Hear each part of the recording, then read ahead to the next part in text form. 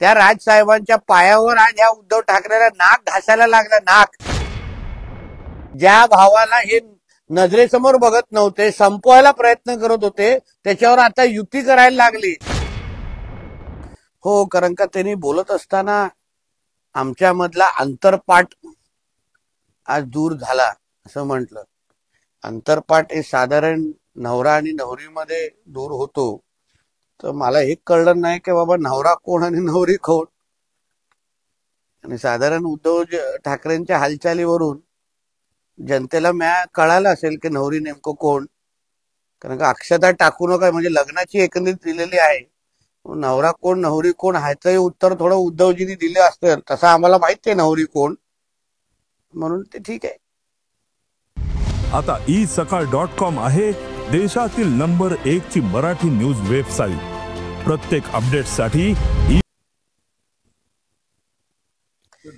आणि मुळामध्ये मला आश्चर्य असं वाटतं की समोर किंवा भाषणानंतर व्यासपीठावर त्यांनी जितेंद्र आव्हाड आणि कॉम्रेड म्हणजे समाजवादी विचाराच्या लोकांना स्टेजवर बोलवलं. ठाकरेंच्या स्टेजवर समाजवादी विचाराचे की कॉम्रेड यांनी उपस्थित राहावं, हे बाळासाहेब ठाकरेंना पटलं असतं का? एक. आणि मराठीच्या मुद्द्यावर तुम्ही भाषण देताय, सगळ्यांना मराठी सक्तीची आलीच पाहिजे ही आमच्या सगळ्यांचीच भूमिका आहे. मग जरा मुंब्र्याच्या आमदारांना विचारा, ज्यांना तुम्ही स्टेजवर घेतलं, की त्यांच्या मुंब्र्यामध्ये मराठीची सक्ती कधी होणार. त्यांच्या मुंब्र्यामध्ये मस्जिद मध्ये आझान मराठीमध्ये कधी होणार. त्यांच्या मुंब्र्यामध्ये जे फेरीवाले आणि दुकानदार आहेत ते शुद्ध मराठी बोलतात का? कारण का माझ्याकडे एक व्हिडिओ आहे काही महिन्या अगोदरचा. एका मराठी मुलाला त्याला हिंदी येत नाही आणि तो मराठी बोलत होता, म्हणून मुंब्र्यातल्या काही गोल टोपी आणि दाढीवाल्यांनी त्याला मारलं आणि त्याला जबरदस्ती हिंदी बोलायला लावलं. मग मुंब्र्यातल्या आमदाराला विचारलं पाहिजे होतं त्या व्यासपीठावर की तुझ्या मतदारसंघामध्ये कधी बोलायला लावणार. हे पहिलं विचारावं आणि मग मराठीचे गुणगान गावावे.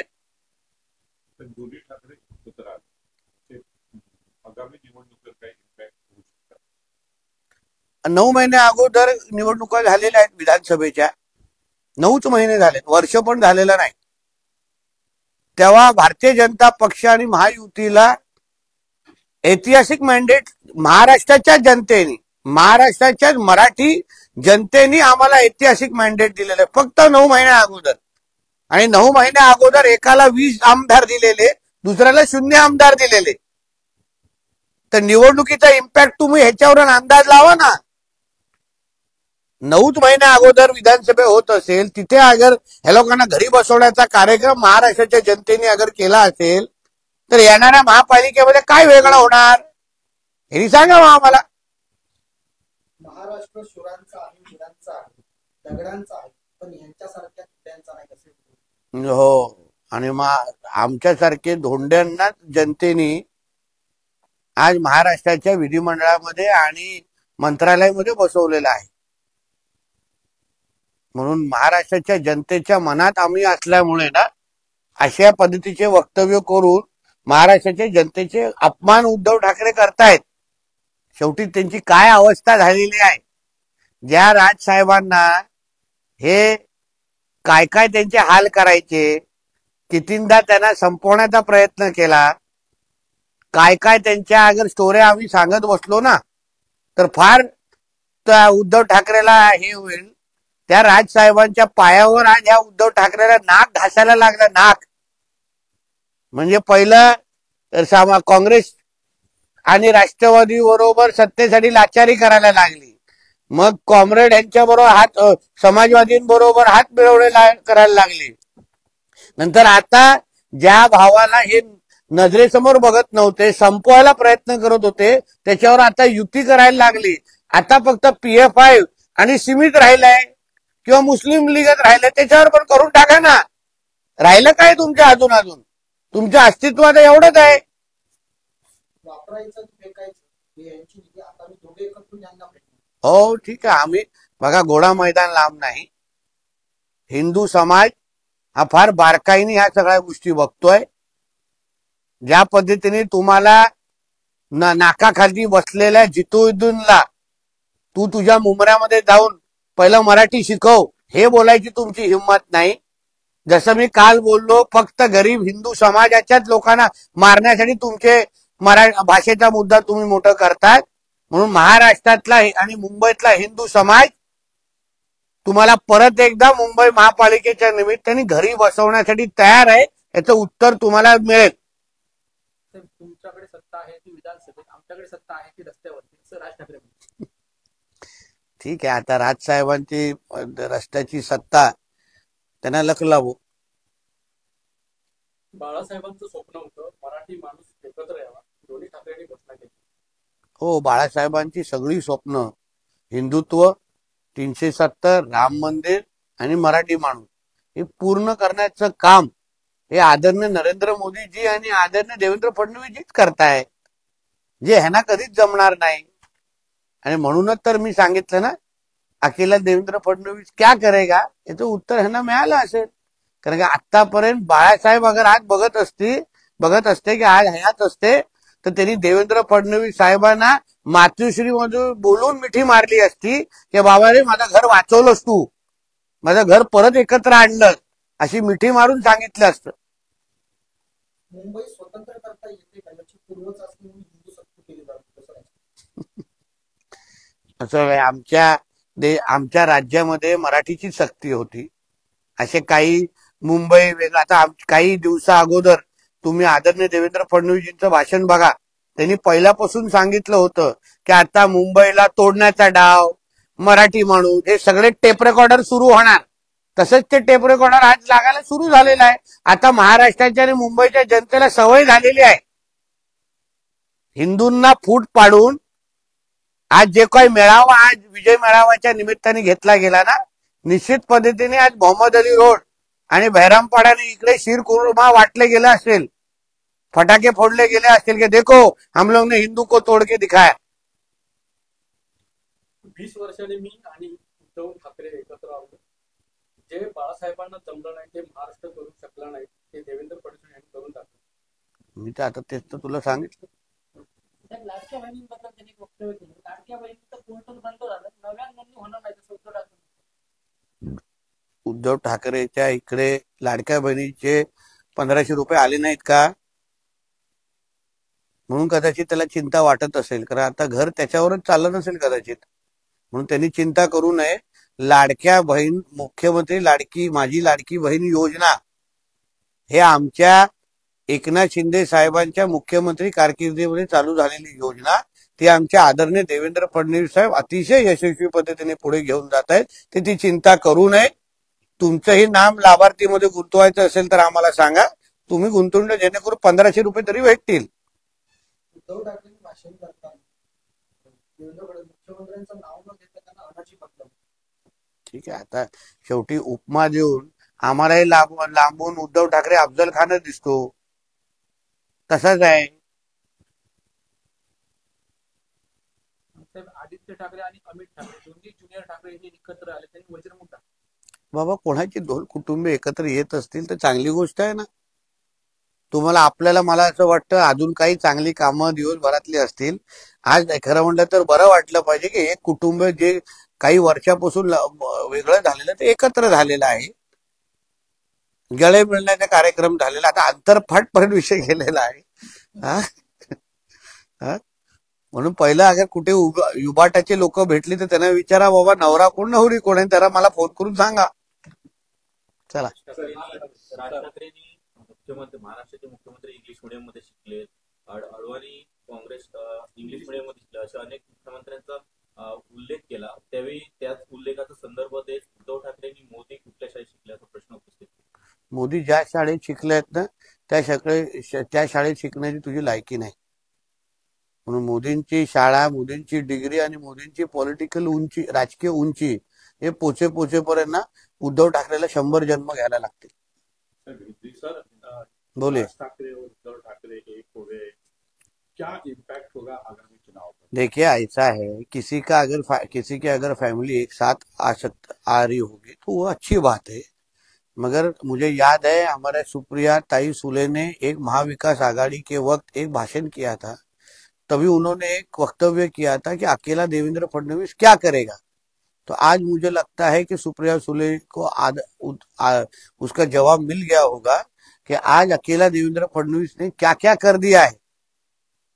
जो बाला साहब ठाकरे नहीं कर पाए वो देवेंद्र फडणवीस ने कर दिखाया। तो ये अच्छी बात है, क्योंकि बाला साहब जी का सपना, बाला साहब जी को जिसके वजह से परेशानी हुई थी, वो परेशानी दूर करने का काम अगर हमारे फडणवीस साहब ने किया होगा तो उनकी प्रशंसा करनी चाहिए।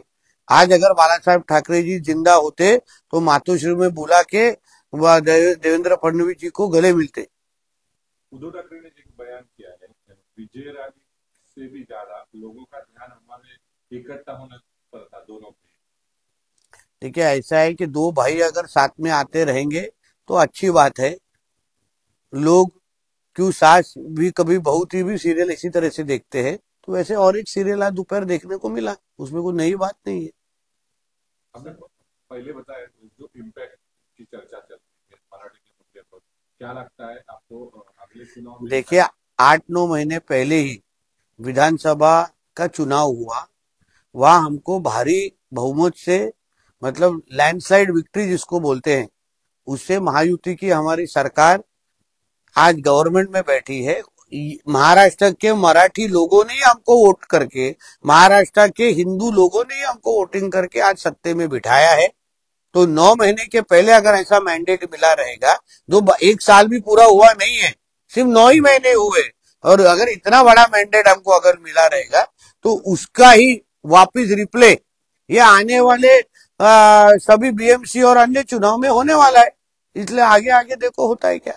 अभी चर्चा शुरू होने जा रही है कि एनसीपी शरद पवार ग्रुप और कांग्रेस के साथ उद्धव ठाकरे, इसके बावजूद एमएनएस नेता राज ठाकरे अगले चुनाव में एक साथ जाएंगे अपने भाई के साथ, क्या लगता है? देखिए ऐसा है कि वो भाई ने क्या करना चाहिए क्या नहीं करना चाहिए वो दो भाइयों का सवाल है, मगर कांग्रेस जैसे पार्टियों ने जिस तरीके से राज साहब के पार्टी ने भूमिकाएं ली हैं, जिस तरीके से उत्तर भारतीय और हमारे गुजराती भाइयों के ऊपर हाथ उठाने का काम एमएनएस ने अभी तक किया है, उसके ऊपर कांग्रेस की क्या भूमिका है ये उनके प्रदेश अध्यक्ष जी ने कहना चाहिए। अब राज ठाकरे और उद्धव ठाकरे एक साथ आ गए हैं, इसके लिए देशद्रोहियों को अभी अपनी अपनी कुर्सियां खाली करना चाहिए और अवराव करना चाहिए, संजय राउत। देखिए ऐसा है ना, ये दोनों के साथ में आने के बाद देशद्रोही सबसे ज्यादा खुश हुए हैं। जिनको हमारे देश को इस्लाम राष्ट्र बनाना है, वो सारे के सारे देशद्रोही आज जहां भी बैठे रहेंगे, फिर मोहम्मद अली रोड में बैठे होंगे, बैरामपाड़ा में बैठे रहेंगे, तो आज बहुत दिल से शीर खुरमा खाते होंगे कि आज हमारे लिए बहुत बड़ा दिन है। तो इसलिए देशद्रोही आज बहुत खुश होकर और अच्छी नींद सोएंगे, क्योंकि आज इस हमारे हिंदू राष्ट्र को तोड़ने का काम इस घटना की वजह से जरूर हुआ है, इतना मैं कहूंगा। दोन्ही ज्युनियर ठाकरे एकत्र वर्चस्व दाखवण्यात तो चांगली गोष्ट आहे, आम्हाला इथून दिसलं नाही कारण का ज्युनियर ठाकरे होते ना। सर काल आपण स्वतः वारीमध्ये सहभागी झालात, तुझ्या आषाढी एकादशी आहे, काय सांगता? बघा असं आहे, ते माझ्यासाठी फार ऐतिहासिक असा क्षण होता। वारी किंवा पंढरपूरची यात्रा ही आमच्या सगळ्या महाराष्ट्राच्या जनतेसाठी फार भावनिक क्षण असतो। जगावरून, जगाच्या कानोकोपऱ्यातून लोक वारीमध्ये सामील होण्यासाठी येतात। काल मला तो क्षण अनुभवायला भेटला। मी अतिशय भक्तिमय वातावरणामध्ये त्या वारीमध्ये सामील झालो आणि मला तो क्षण अस्मरणीय होता, म्हणजे मी कधी विसरू शकत नाही अशा पद्धतीचा तो क्षण होता, आणि म्हणून मला तिथे जाण्याचं मला भाग्य लाभलं, हे मी स्वतःला नशिबान समजतो। साहेब, आपण जो आपला सावंतवाडीचा ऐतिहासिक देवा आहे, त्या कारागृहाच्या प्रतापगड कोसळते आणि आपण पाहणी केला, काय सांगतो? बघा त्याच्यामध्ये जे काही, एक तर ती इमारत 100 वर्षापेक्षाही जुनी ते पूर्ण स्ट्रक्चर आहे। पहिलं तर मी आणि एसपी तिथे होतो, आम्ही तिला ऑडिट रिपोर्ट तयार करण्यासाठी सांगितलेला आहे, जेणेकरून पूर्ण तो कारागृह आहे त्याच्यामध्ये आता पुढे काय डागडुजीकरण आपल्याला करायचं आहे, जेणेकरून कायमस्वरूपी तो मजबूतीने उभं राहायला पाहिजे. पुढचे अजून 100 वर्ष त्याला काही होता कामा नये याची काळजी घेण्याचं काम आपल्या माध्यमातून झालं पाहिजे. जे भिंत कोसळली त्या संबंधित जे काही अधिकारी आहेत, जे दोषी अधिकारी आहेत, त्यांच्यावर कारवाई करण्याची आमची भूमिका आहे. एक. दुसरं म्हणजे पीडब्ल्यूडीच्या माध्यमातून जी काही चुका झाल्या तिथे असतील त्या बाबतीमध्ये मी त्या संबंधित मंत्र्यांशी बोलणार आहे.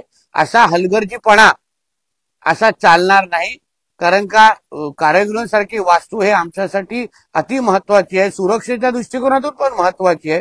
म्हणून असं कोणीही अधिकारी अशा पद्धतीची मस्ती करत असेल तर निश्चित कारवाई होणार आणि भविष्यामध्ये अशा पद्धतीच्या कुठल्याही चुका होता कामा नये याची काळजी जिल्हा प्रशासन म्हणून आणि पालकमंत्री म्हणून मी निश्चित पद्धतीने घेणार. सर, जिल्हा बँकेने 6,000 कोटीचा टप्पा उघडलाय, काही चांगली बातमी आपल्या जिल्ह्यासाठी. बघा, आमच्या जिल्हा बँकची घोडदौड जेव्हापासून मनीष दळवीजी इकडचे चेअरमॅन झाले आणि पूर्ण आमचं संचालक मंडळ इथे निवडून गेलं, तेव्हापासूनची आतापर्यंत तुम्ही घोडदौड फार बारकाईने बघा, अॅनालिस्ट करा. लोकांची विश्वासार्हता म्हणजे तुम्हाला हा आकडा मोठा दिसत असला तरी त्याच्यापेक्षाही मोठे लोकांचा विश्वास या बँकेवर वाढलेला आहे. शेतकऱ्यांच्या बँक बरोबर जिल्ह्याच्या विकासाच्या मध्ये फार मोठ्या प्रमाणात हातभार आमच्या जिल्हा बँकेने लावलेला आहे. लोकांचं दरडोई उत्पन्न वाढवण्यामध्ये जे आमच्या आदरणीय राणे साहेबांचं नेहमी म्हणणं असतं की जिल्ह्याच्या लोकांचं दरडोई उत्पन्न वाढलं पाहिजे, त्याचा मुख्य जो स्तंभ आहे किंवा आधार आहे तोच आमचा जिल्हा बँक आहे. आणि मनीषजींच्या नेतृत्वाखाली असलेली आमची बँक, त्यांनी घेतलेले निर्णय, सुरू केलेल्या योजना, लोकांना जो काही आधार आणि विश्वास दिलेला आहे तो ठेवींच्या निमित्ताने त्याचं प्रतिबिंब दिसतंय. पण त्याचबरोबर प्रत्येकाने ज्यांनी इकडे आपलं खातं उघडलेलं आहे त्यांनाही समाधान वाटतं की आज आमची बँक सुरक्षित आहे, योग्य लोकांच्या हातात आहे. आणि आमची ही बँक नुसतं जिल्ह्यापुरतं न राहता महाराष्ट्र आणि देश पातळीवर एक विश्वसनीय संस्था म्हणून आज त्याला ओळखली जात आहे. थँक्यू. देश विदेशातील प्रत्येक घडामोडींचे लाईव्ह अपडेट मिळवण्यासाठी आता साम टीव्हीच्या सर्व सोशल मीडिया प्लॅटफॉर्मला लाईक, फॉलो आणि सबस्क्राईब करा. तसंच सर्व नोटिफिकेशनसाठी बेल आयकॉन प्रेस करायला विसरू नका.